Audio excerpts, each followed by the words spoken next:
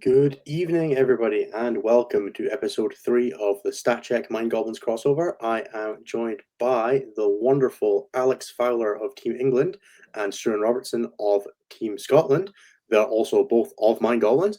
We're here to talk all about WTC, their attendance of it, their playing of the magical wizard powers as they both play Thousand Suns. The Mind Goblins both playing Thousand Suns just seems very thematic, so I'm here for that. So we'll be giving them a bit of a chance to tell about themselves. It was both of their first WTCs.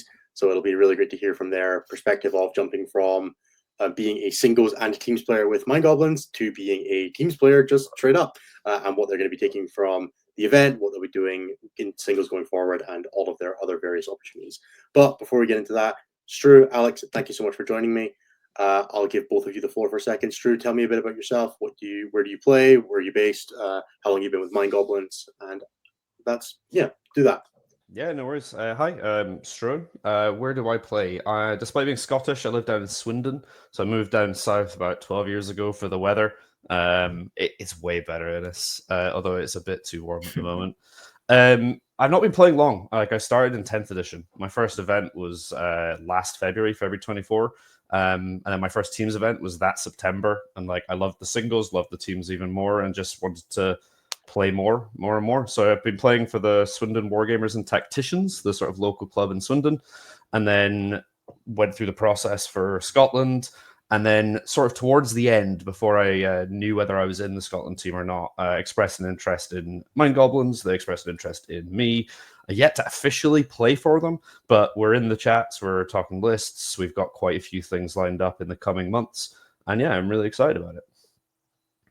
No, perfect. It's greatly appreciated from you on. It's an incredible turnaround in such a short stretch of time. So yeah, very well done to you for doing that. Alex, how about yourself? Yes, thanks for having us on. I'm Alex. I, unlike Struan, started playing in 6th edition when I was a baby. And I know I'm still a baby, but, I'm here. I also joined Mind Goblins earlier this year after I've moved from Loughborough, where I played with Trash Wargaming, which is my local team. Love all those boys. I get to uni, so I'm in between Bath and Woking right now, where I'm doing my placement year. But yeah, joined Mind Goblins early in the year. Also, I played 1 team event with them, 2 team events with them that we won both of. That was very fun. Looking forward to some of the team events in the latter half of the year as well. Yeah, are you both doing any ITDs or anything like that with Mind Goblins, or sure, are you still playing with Swindon at the moment?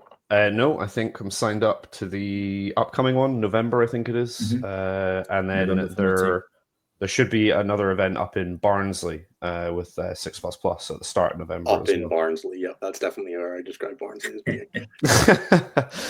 So no, I think it's just those 2. We're talking about the Feb ITT as well. There's probably others I've forgotten about. No, fair enough.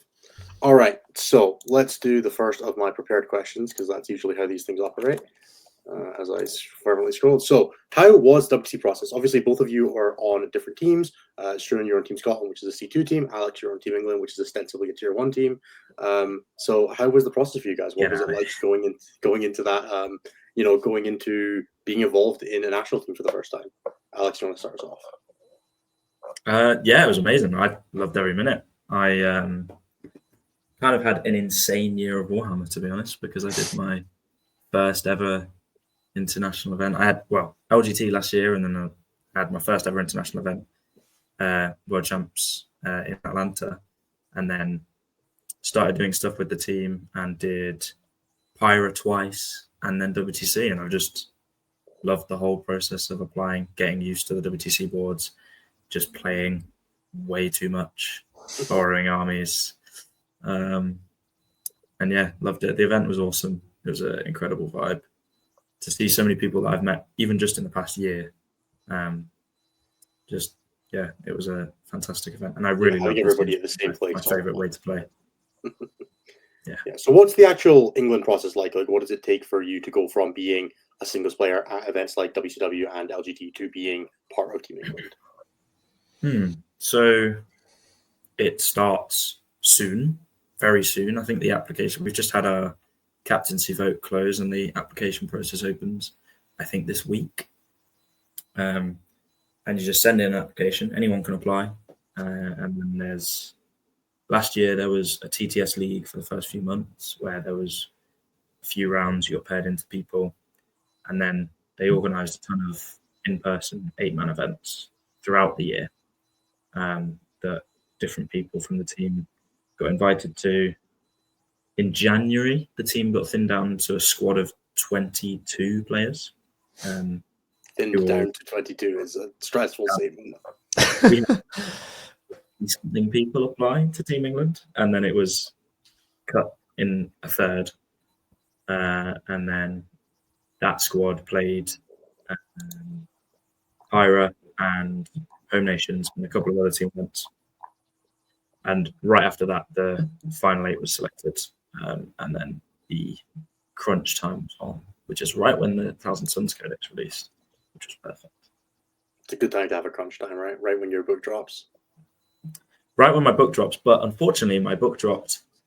The leaks all dropped the day before my first exam at uni, which was not ideal because I was trying to revise, but I had an entire codex to go through and write lists for, and reading the codex went out that day, so that's the one I had to resend. And you're getting spammed with messages, people brewing up new lists. Yeah, exactly. Oh, there's no rest for the weary. It was an amazing experience overall. Yeah, it's true. Same question for you then.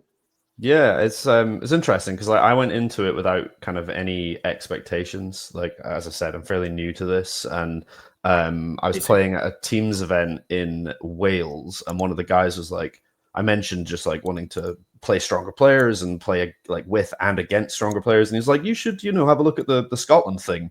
So like that night, I went on Google and I was like on Facebook and looking at all this thing. I was like, oh, there's like a world championship. That seems pretty cool. And I just like emailed the like Scotland at 40k to be like, this seems pretty cool. I'm kind of interested. And then my hat was firmly in the ring. Similar to Alex, we had a sort of pool of players that we did kind of TTS games and sort of scrims, and then it whittled like down over time. The pool got smaller and smaller. We didn't do as many international things. I went to a Teams event in Wales at the Firestorm there, and I went to ETC in Amersfoort in the Netherlands. And yeah, I ended up making the final cut, which was great because, as I said, I only got into it to sort of improve and get better. Yeah, I think that's about it. Really, it's sort of gone so quickly because like the gameplay, the game time ramped up on the run up to WTC. I think I'm still having like WTC come down because it was just such an epic event. Yeah, I think that's about it for me. No, totally fair. So how was the jump for both of you to playing like concentrated teams 40k? Like obviously you go from playing a lot of singles events, and then as we build up to WTC, everyone's singles character starts being like, is this more valuable to me than a practice day? Or just playing a game on TTS with a teammate, and you kind of find yourself in that very much in that team's mindset. How was that jump for both of you? Struan, start us off for this one. Yeah, it was interesting because part of the Scottish process was when I applied, I literally played T-Suns, and that was it. Like that was the only army I played. Took them to every event, and I sort of had to show that I can play other things. So I ended up taking like Marines to a GT, and I took Chaos Knights to a Teams event. And then I played Orcs in the Netherlands, and I was just sort of like jumping around all the time. If I'm honest, I think like the starting process, there wasn't a noticeable jump. It was sort of playing fairly similarly skilled players in your sort of round 4s, round 5s, like GTs in the UK. I think for me, going to Amersfoort and playing the international teams was the first time I was like, oh, everyone here is shit hot. Like it was that for me was the big jump up of like we're playing into Netherlands, we played into Belgium, and it was like an Austria. There were other teams there. Don't at me, but yeah, that for me was the big jump. Was like, oh man, these guys are really really good, and I learned a lot from that event. And I think the board changes is massive as well, because Alex will attest, like we play a lot of the UKTC events and that singles environment, win by 1 point, and switching from that to like WTC boards was all I played in the last sort of 6 months was that that was the biggest learning curve for me, is playing on different boards and figuring out what's good and what's bad. Mm-hmm. No, it makes sense. So for you, kind of like taking that forward, how are you planning on kind of using this experience as for your singles going and your other team events going forward? What do you think is going to be the biggest impacts to your gameplay as you go? It's sort of on like the softer skill side of it for me, I think, because like especially in the immediate run up, I had pretty bad like imposter syndrome, like being so new and feeling like, oh, like do I actually know what I'm talking about? Like I'm gonna go to WTC, I'm gonna lose every game with like 0 points, and I'm just gonna feel like shit. And then actually not doing that, not shitting the bed, was like a great feeling. I did quite well, I think, but we can maybe talk about that later. So I think for me, it's like backing myself a little bit more, and you actually are not that bad at this. And I think carrying on the softer side, like I can honestly say I had 7 incredibly fun, incredibly competitive games, and I just hope my opponents felt the same. Like I want to continue being a great opponent, and if I can deliver the experience they gave to me, like to every guy on the other side of the table, like I'll be happy. No, it's a really great approach and a really good thing to take from the tournament. All right, Alex, back to the same questions for you. Let's start at the beginning. How did you find the jump to doing like the high level international teams? Big. I think before I applied to Team England, I had filled in a matrix once for my local team, and I didn't really know how it worked. I was just there to try and win my games and an ITT or something. And so getting exposed to what it's actually like, it was awesome. I think looking back on it, the jump from a year ago to now has been absolutely immense. But in each moment, it actually didn't feel like that much. I think what actually was the biggest jump for me was right after our squad got thinned down, we had 8 people picked who were available to go to Pyra in February. And I was stuck playing. I got put on Bridgehead Guard, which at that time, you'll all know, was pretty silly. So I wasn't complaining too much. But I'd never played Guard before. I played the hell out of it. I played something like 50 games in a month, 60 games in a month, maybe, with lists, developing what I wanted to do. And then I went to Pyra and I played. I'm wearing his shirt.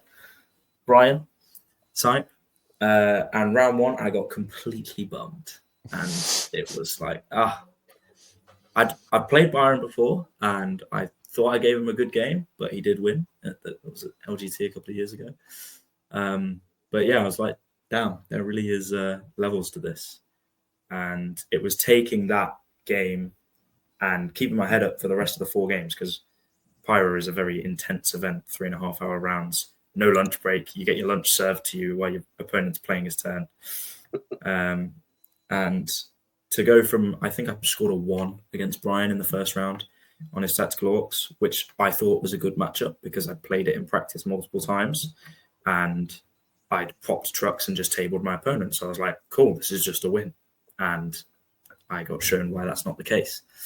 But being able to go from that game and just keep your head down, focus on the next round, not think about what went wrong, think about what you can learn from that and take into your next game.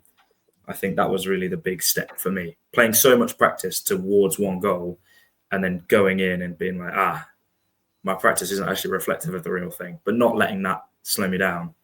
And then I think I won the rest of my games that Pyra. So it was a really good experience. That was the big jump for me, for sure. Yeah, we both have this Matrix as a win game is always the single most stressful, right? Because every other kind of game, you're like, hey, we both think this is a loss. You both sit back and you stare at each other. You take a 10. Mm-hmm. You're like, damn, we both put +5 on Matrix. When one of you has a win and the other one has a loss, it's like, all right, you're gonna try and take my arm off.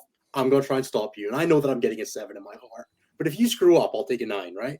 And you're both you're both playing for that, maybe you're getting 20 because it's a bad. But when you're both like, hey, this is a 15 for me, right? And you go into that with that, that's when sparks fly in pairings, right? Those are the games. That is when sparks fly, and as well when the coach comes around and goes, some of the other games aren't going that well. Maybe you need to take a risk.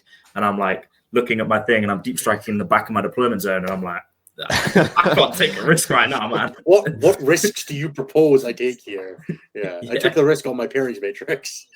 We had a similar thing at WTC into Australia. As like we both had it as a win, and yeah, coaches come over and you're just like, oh no, I'm just hanging on for dear life. Like, don't ask you to do anything more. Yeah. It's interesting you talk about the matrixing, Alex, because like for me that was a brand new thing. Like going from the singles environment of I just need to win, and like I think this should be good, or I think this is rough, and like I got to play defensive or aggressive, to being like, I mean, you and I were chatting quite a lot in like the non-secretive run-up, and I'm just like badgering you for info. I'm badgering other people for info. I'm talking to basically anybody that I've heard of that plays T-Suns. I'm like, what do you think about this? What do you think about that? And I'm like, Innes, can you help me? And Innes is like, it's Wizards, man. You do your thing. So that, figuring out where you fell on that, I to be fair, I think that's massive learning point that I sort of glossed over in my bit.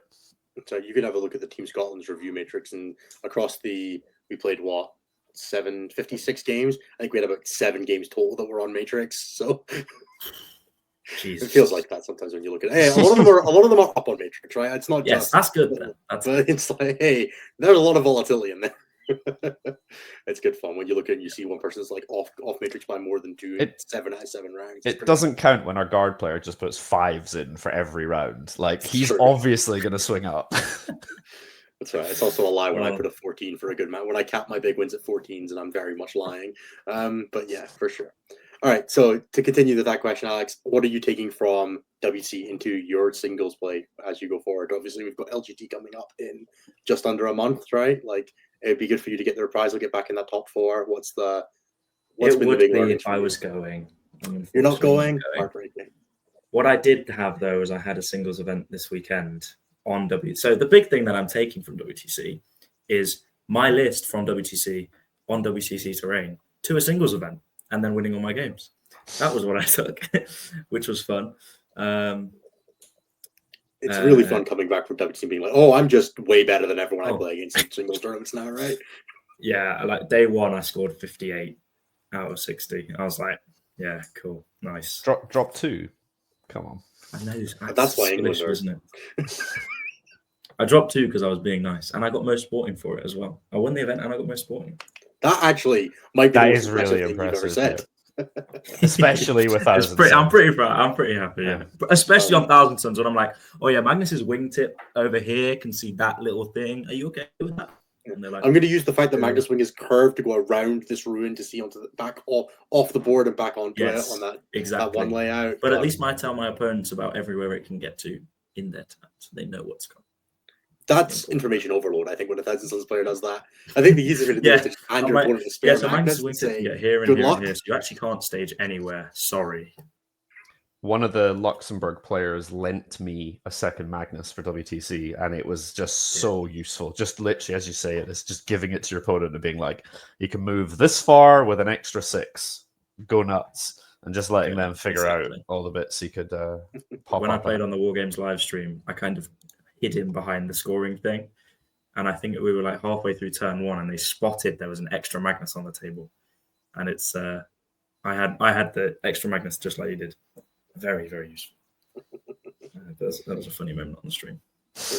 I think, though, I want to answer the question a bit more in this. Go for it. The one thing I am actually taking from WTC was I did a lot of work focused on boards for T-Suns because part of my job was to, if the matrix was right, because my matrix was generally pretty strong compared to most of my team, especially when we went back through it. It was like, oh, I had 1 loss this round, and that was into Knights if they got their board, and that doesn't happen because I'm not going to attack it. And that was figuring out my board, how I can push the wins that I want against certain armies on my board, and then how differently I need to play if that's not the case. I think is a big thing to take away into singles where you're not on those skewed boards all the time. So you're really considering exactly just the impact of where all of the pieces of the terrain are is a big skill that I'm taking away, I think. Yeah, it certainly does. When you play some boards like the UKTC boards, especially, right, that are incredibly volatile round to round, it's like, wow, it's like getting table choice but I don't know if it's good for my army or not. Every round, it can be very very stressful. These new UKTC boards are nuts. I've still not played them, but I've watched all the games. I'm not touching fast that. guns. I'm not going really LGT. Good. I'm not playing it. Fast guns, good. That's the long and short that I've got for. All right. So the next question I have is, how does this compare to UK events like the ITT? So, like, obviously WTC is an incredible experience, and there's not a ton like it, but the UK does have stuff like that. So especially for anybody who is looking at getting into the team event experience, how well does an event like ITT compare for them? I mean, I think there's. Yeah, I'm happy to. I think you guys open field in this question. I'm not asking. Go ahead. Specifically. I think there's like two elements to it. Like for me, the event itself, as you said, the event itself is like nothing else. So like there's this consistent like high energy buzz around the hall, like everyone interacting and having fun. The level of sportsmanship and camaraderie on display was just like something else. I guess the UK events can often sometimes feel like pockets of friends and teams, and even though I know a lot of them, it's quite awkward just like popping up and being like, "Hi, remember me? We played 3 events ago," and everyone's like, "Okay, cool." Whereas at WTC, there wasn't really any of that. Like everyone was just chatting to random people from any team. You had a super easy jumping off point of, "Shit, we're at the World Championships. Like, how was your round?" And I think the kilts helped us too. Like everyone loves a kilt. Everyone wanted to talk to the Scottish, but they just felt like just massive community spirit of just everyone on the same page and wanting to have like a great time. And then I think the other part for me was just the level of competition. Like it is the World Championships. At some of the larger kind of Swiss events, it can take until quite a late round until you have a game that like really pushes you. Unless you get some crazy pairing round 1 or crazy pairing round 2. Often it's like day 2 before you're having like, oh man, I need to engage the brain. But like every round was like, you know, that country's best player or 8th best player or somewhere in the middle. And you're having to like engage the brain from minute 1 of game 1 and all the way through 7 rounds. It was just great knowing like, you didn't get any gimmies. Or at least I didn't get any gimmies. I did hear a couple of games went that way, but like I had to fight for every single point rather than like my opponent just not doing something they should have done. And that was like such a great experience. I'd like to add that I think the big differentiator for me from the UK events is everything Struan said, but it's not just you have to engage brain minute 1, day 1. You have to engage brain so hard from 6 months out, even. You just have to know everything about the meta, about the boards, about the missions, about how things go, what your role is in pairings. And then when it comes to list reveals and stuff like that, you need to be ready for everything. You need to know what it all does, know how well you do into it. Because if you're wrong, that will show. Because the person you're playing, as Stru said, is one of the best players in their country. They're going to know what they're doing into you because they're going to put the same effort that you have in. So the big one for me was not just the quality of play, but just how much went into every round. It was like, okay, we've finished that round. You've got 90 minutes for lunch. You're spending 85 of them thinking about the matrix, the matchups, the lists, where they'll deploy, where they'll move turn 1, etc., etc. And I think you don't really get that at UK events a lot of the time. It's like you rock up to the table, you're playing your opponent, you can have a fun game.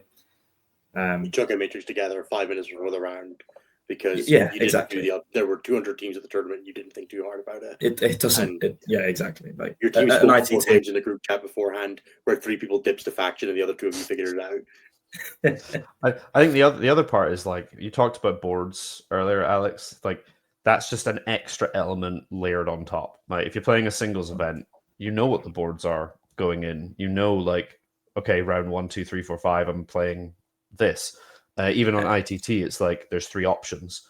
Whereas you're not like, anymore. Oh shit, yeah. Well, not anymore. TBC, but it's like okay, I need to know my matchup into Chaos Knights. And I need to know it 7 different boards. Like, you know, oh, I have an easy win on that board. I get bodied on that board, and it makes such a big difference. And you have to know that stuff, otherwise you jeopardize your team's chances. So yeah, it's a lot of prep. No, it makes a ton of sense, and I do agree with both of you on that one. All right, let's do just a brief recap. I don't need you guys to go 7 games game by game, but give me your favorite couple stories, your favorite moments from both the gaming side and the social side. Let's start with the gaming side, and let's start with Alex. Talk to me about your favorite couple games from WTC this year. And, obviously, you both took Thousand Suns. Your lists were broadly Magnus and some Beasts and some Rubrics and some... We played the exact same list, and we came to it independently, which is kind of fun. We actually did come to it independently. We're chatting all the way through the process. And then about 2 weeks before, it was like, we should probably stop chatting. And then we played a Teams event together, just a little 4-man in Swindon. And on the Friday night, we were having a few drinks, and it was like, how many Mutaliths are you running?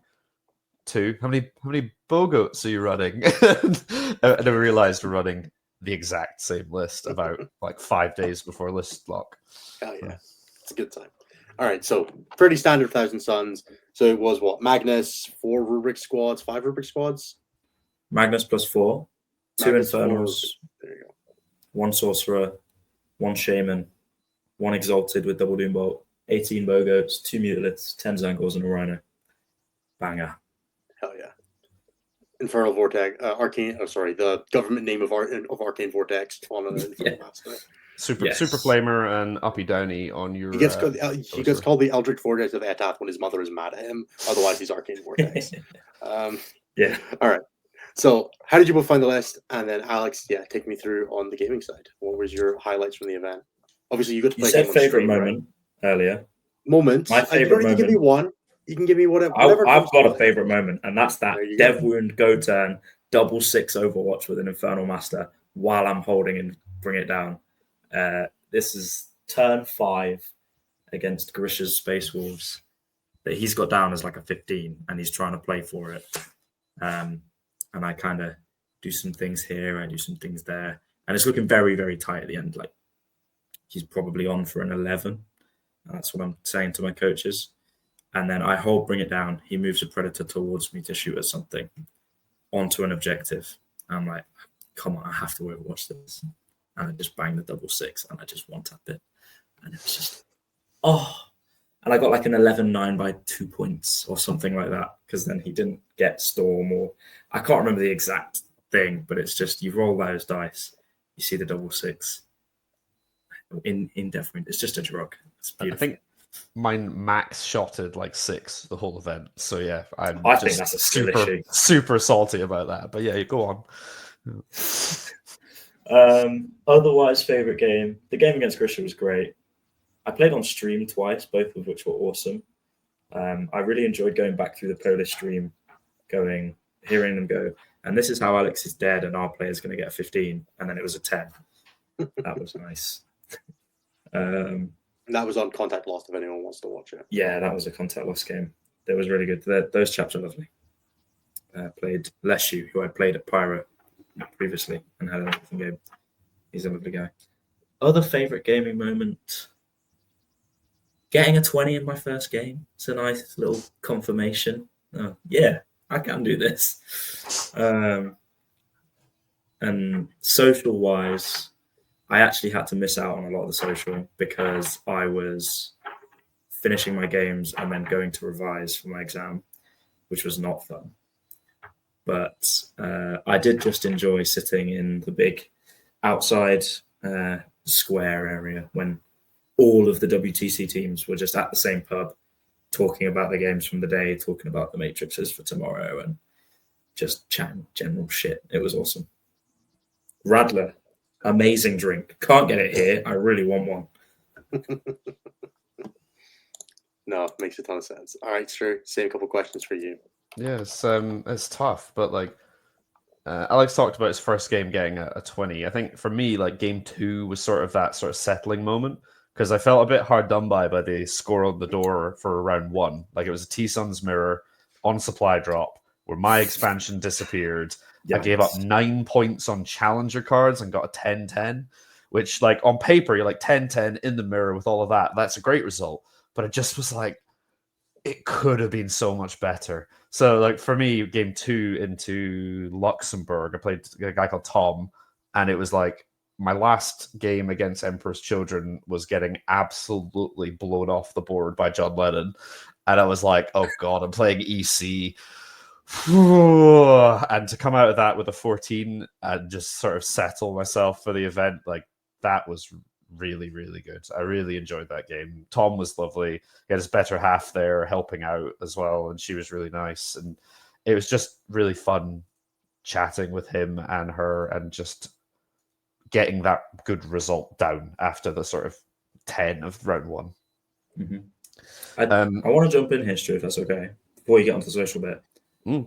We had, that we found out after the event, different roles on the team. Yes. Where you were an attacking player with a solid matrix, and I was there as second or third put forward to try and push a win. Yeah. And I think from when we were chatting beforehand about our experiences in games and stuff like that, it really showed just how much of an effect the board has. Because my games into EC, I played EC like 3 times, and I think I got 50-something in those 3 games. Because I picked my board and I tabled them turn 3 like every game. Mm-hmm. Whereas playing them on a board where they get to tuck their rhinos up super far and do a canny ingress with their demon prince and stuff, you can just get ruined. And I think that was something that, looking back on it after the event, is really interesting to compare our experiences from like how the game's played when you're being used in a slightly different way. Yeah, 100%. And that you can't take any stock from just where you sit in a placing. It's like, who knows what that guy's doing? Jessen, his list is nuts. I don't know what they were doing with him on that team, but clearly he was going down. They were mostly just attacking into their opponent's like squishiest list with him and using it to bully a pairing. Fair. And he was just probably just sending turn 1. I would almost describe it like, well, it's a lot of the time when I play team events, people know who I am, right? So they're like, hey, you can play our worst player, right? And that happens a lot. It happens to Liam as well a bunch whenever I chat to him about it. He's like, yeah, I played their potato. And I think Jessen was one of the world's greatest potato farmers at WTC. And it's a role, right? It's what I do a lot of years. And yeah, it doesn't make it. When you hear about players like Bjorn from the Swedish team, their Chaos Knight player, who was like the 6th high scorer of the event, first defending his Chaos Knights, you're like, yeah, all right, that guy's a fucking monster. Yeah. Yeah, because we were looking at it afterwards, weren't we, Alex? And it was like, I was basically saved until there were like 4 or so teams just playing in the scrum. And it was the sort of thing where, like, yes, I did end up losing a couple of games, but it's hard to lose by a lot. And I think the expectation was I'd kind of 10 plus most things. Whereas you were clearly put into roles to be like, you're getting a 15 plus, Alex, you're going to be the push player. We had other push players on Scotland to do similar things, like Bruce and Innes, just putting up those larger results. And I was sort of expected to play something that's not great on a board I don't really like and get 10-ish. Mm-hmm. And that's what I did for, well, at least 3 rounds, was get that 10-ish. I would like to just quickly shout out. My job was to... It wasn't necessarily to push a big score. It was push if I could, but I think I'm not a very pushy player. I try to be quite controlled. And my job was just I know this matchup is good. I know this board. I'm going to take something that's not good on everyone else's matrix, and I'm going to bring in a stable 13. And you know that that's going to happen. And the 3 times that I was attacked with, I got a 10, a 10, and a 7. So like. That's how that very much the other side of the role that we're talking about, right? Exactly. Well, the last round I did defend, but like the 2 times I was attacked with, I got 10 and a 10 because I paired someone who knew how to play against 1,000 turns, picked a heavy board, sat behind a wall on the primary, and I went right there. Not doing anything about that, am I? Yeah. Just to jump back through, what did you want to shout out? Yeah, no, just we're talking about opponents and games. I just want to shout out Sylvester from Denmark was my last round on Chaos Knights, 6 bigs. And he, at the start of the game, pulled out 7 printed bases from his bag and just gave them to me. And I was like, just amazing. Like, I'm sitting there with a tape measure. I'm like, you can get here, here, here, here, here, here, here. So I need to go here, here, here, here, here, here. Like, my first turn movement was like 25 minutes, just with all of his bases, figuring out where I had to stand. And like, that was just, the game was a 10-10. He got told to push. He like nearly blew me off the board. I killed 2 bigs. He did blow me off the board. I killed 1 more. And I just clawed a 10-10 while completely tabled. But in terms of what you want from your opponent, like, that was just such a good game. So like, I had got like some migraine heat stroke thing afterwards. It was so intense. But that basing where he just handed them to me, and I was like, oh, lifesaver. How was the social side for you, Struan? Yeah, I think I've already kind of talked about it. Just with everyone was just in the mix, right? Like, you'll see that Alex is wearing Brian's shirt. I'm wearing Tim's shirt from Canada. Like, everyone is just having fun and engaging, and they're swapping shirts, they're swapping dice. Like, I'm pretty sure I came back with like 5 Scotland dice. I went with 30. I got all sort of nations stuff, and everyone's just sort of jumping in and having fun. And you're like going to the bar and you're buying people beers, and you're just everyone's just engaging. There wasn't really, at least that I saw, there wasn't really any like cliques or any like, oh, what you doing over here? You can't be chatting to us. And just at one point, it's hard to understand like what team everyone's on, because there's just a circle of all Swedes. None of them are wearing a Swedish shirt, and you're like trying to find your own team sometimes became quite difficult. That's why we enforce the kilts, actually. It's the number one reason. Yes, it was hard to find other people. The Scotland guys, we can. But then in the last day, they even swapped their kilts. So like, yeah, very confusing. It's part of the goal. All right, guys. I have one last broadstroke question for you, but I think that's mostly what I had. So we've got another year. First of all, are you guys planning on running for it again? Are you going for WTC, doing the run back? You have to say words, Alex. Yes, I am. And at some point I want to win, and I will be there when we do. Fighting talk. I would certainly like to. I'd have to check the life calendar and check with the life boss and make sure that I get enough brownie points built up, because on the run up to WTC, did 4 events in a row, playing like 3 nights a week as evenings, weeknights as well. Then went to WTC. I have thoroughly spent all my brownie points. So if I can build up a store, then I'll be back.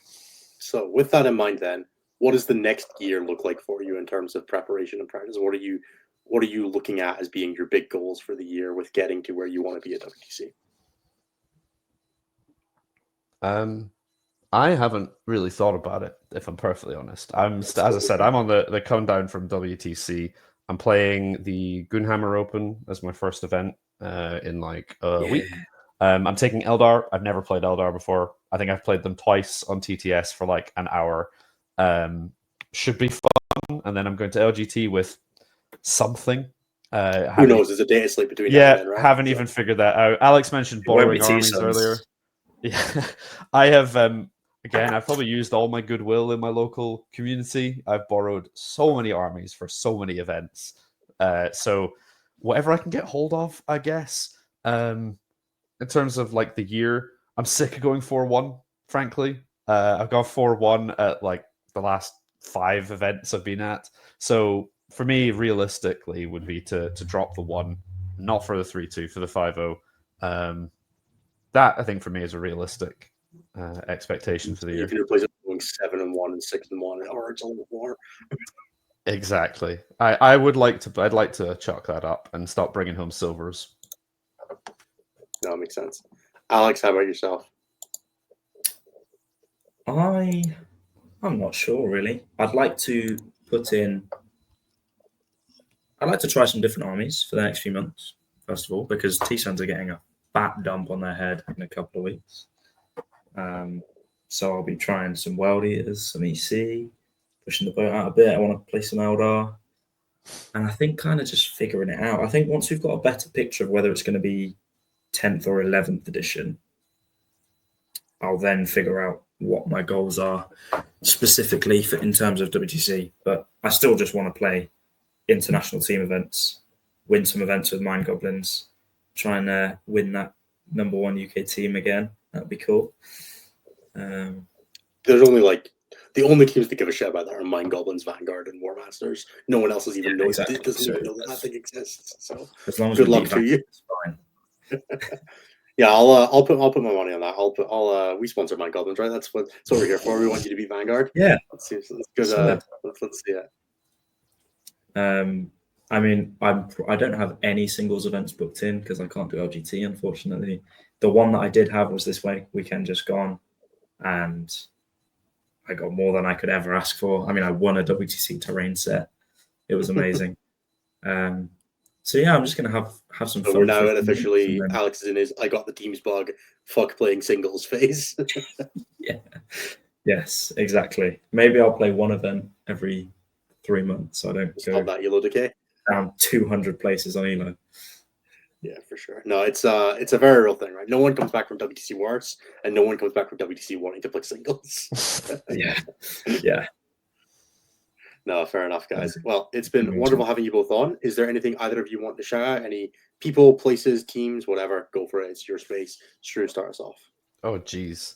I'm not sure I've got any. We've talked about all the sort of groups and people. I shout out all my opponents from WTC. I think it's like indicative of the event that I still remember like all their names. So let's now see if I embarrass myself. Right.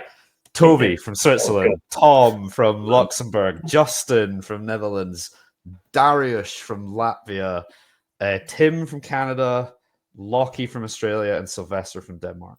There you go. Oh, yeah. A memory so good at putting the camera out. Don't ask me. All right. Do you want to shout out your wife then? For putting up with you.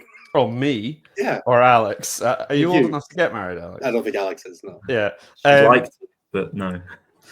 Yeah, I have had incredible patience from the better half for all this nonsense and toy soldiers. And yeah, I guess if we're talking about teams like the Swindon Wargamers and Tacticians that are near me, I went with them to the ITT that I shouldn't have been at, and we came third. So there's a good set of players down here. And they loaned him all of his models for the entire year. So yes, they certainly did. And then yeah, I think Mind Goblins looking forward to putting up some good results. And yeah, it'll be good fun either way. Oh yeah, Alex, how about yourself? Shout out to my girlfriend Zoe, who I ignored for months, to be honest. So because I had exam season, she had exam season, so we were both ignoring each other. And then I came right out of exam season into heavy WTC prep, and then right out of WTC into another exam. So it was an insane few months. But then we went on holiday together in the last week, and that was really nice. Shout out to my old team, Trash. Fucking love all of those guys. Those are the ones who pushed me to even apply for England in the first place, because I didn't know whether I wanted to or if I had the time with uni and stuff like that. But they said, nah, go for it. You're a good enough player to apply, at least. And I mean, I made it the whole way through. I played the event and I had an amazing time. And I saw loads of them this weekend. So that was really nice. And shout out to everyone on my team, because on Team England, I think, wow. Yes, Scotland did finish higher than us. I think we should bring that up before the thing ends. You too. Sorry, I didn't hear that, Alex. Can you just repeat it? No, I'm not going to repeat it. He's even wearing their colours. It's so nice of him. But yeah, the England team was just such a great vibe all year. It's been an amazing community. If you're not in the Discord, join our open Discord. Apply, because why not? There's nothing to lose from applying. If you're on the edge and you're like, you think you might be good enough, or that you think you're close to, join, because it'll just, like, whatever your national team is, apply, because it'll give you so much more exposure to the other best players in your area. And the only way to grow in 40k is by playing around people. This game is really good for not having tall poppy syndrome. You see good players, they want to raise you up to their level. They want to have better people to practice with, more people to test with, more people to challenge them at tournaments. No one in this game is selfish, and I think that's my favorite part of it. And Team England, just as with every other community, is just as good about that. So yeah, I will try my best to get Alex. Alex, send me a link to the Discord. I'll put it in the description as well. Don't need people to I will. Yeah, no rush. This will be going up. Yeah, of course.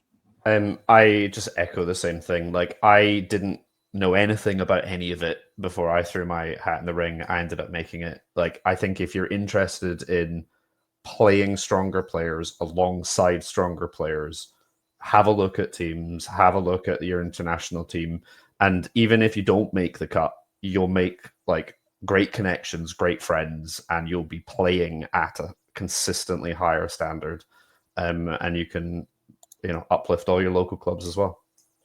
Yeah, I mean, even if you don't think you're good enough to even be considered for your national team, I still recommend you just apply, because getting rinsed by international players who then tell you how you could improve that individual game is the single best way to improve. And when you're in that community, everyone just wants everyone to play better and enjoy the game and play teams to the highest standard. So I think awesome. I know we're closing it out, but like, to bounce off that, Alex and I are playing for Scotland and England. We're both prospects. Neither one of us was officially on Mind Goblins at the time, and we spent the whole year chatting about the army and what was good and what was bad and what did we like, and shit, I just got absolutely destroyed by this army. Like, how did you find it? and like, that was an unofficial kind of back and forth. Then we both ended up joining the same club. Then we both ended up making the national teams. And yes, it went a bit silent in the squiggly secret bit. But then even after like lists are out, we're still like talking to each other and collaborating to just lift up the overall, well, I guess, footprint of Thousand Suns and like Great Britain. So it was great. Oh yeah, guys. Well, I greatly appreciate both of your time. Thank you so much for being with us. Check back next month. We'll have this is the August episode of Mind Goblins. We'll be back in September with another one. We'll see what's interesting. Maybe we'll have a Mind Goblin in the top 4 of LGT or something like that. We can chat. It won't be Alex. Maybe it'll be Struan. It's not going to be me. God, I wish it was me. We'll see. All right, guys. Thank you so much for being with us. If you'd like to hear more from StatCheck, you can check out youtube.com/StatCheck. There's back episodes of all the other shows. You can catch anything else. And if you like what you hear, do go check it out. I don't like using these ones to engagement bait too much because this is a sponsorship-y thing. So otherwise, if you want to chat to the Mind Goblins guys, drop a link in the comment. I'll make sure both of them check the YouTube comments and respond to any questions if you have any for them. Otherwise, make some noise about what you'd like to hear about next, or if you'd like to hear either of these guys back, if they have any great success in the future. All right, guys. I'll leave you to your evenings. Thank you so much for being with us, and we'll catch you next time. Thanks, guys. Thank you. For the button. Bye.